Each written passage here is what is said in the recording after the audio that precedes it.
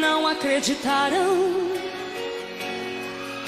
no aviso de Deus que foi dado através de Noé, o seu servo. Não deram ouvidos quando disse que mandaria chuva e destruiria toda a terra. Quando disse a Abraão: tira os teus de Sodoma e Gomorra, pois com fogo a destruirei, e nada sobre ela sobrará, pois estou acima de tudo, e comigo não se pode brincar. Deus está falando, Deus está falando e ninguém quer escutar. Estamos pregando e dizendo que o fim se aproxima, mas estão virando as costas. As montanhas estão desabando e as casas arrastando, famílias sendo separadas pela dor da morte que há muitos soterram, levando sonhos, levando alegria, levando projetos.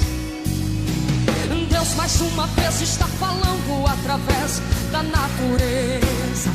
Está acontecendo quase a mesma história.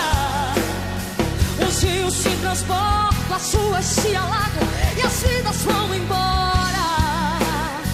E a natureza geme, e então ela reage, causando destruição e morte. O povo não entende, mas é a mão de Deus. Ele não aguenta mais. O pecado do homem está cheirando mal a narina de Deus.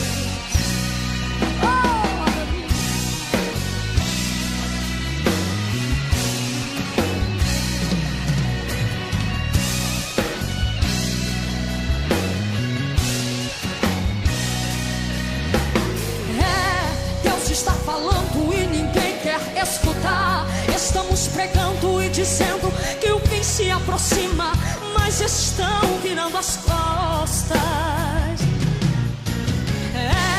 As montanhas estão desabando e as casas arrastando, famílias sendo separadas pela dor da morte que há muitos soterram, levando sonhos, levando alegria, levando projetos.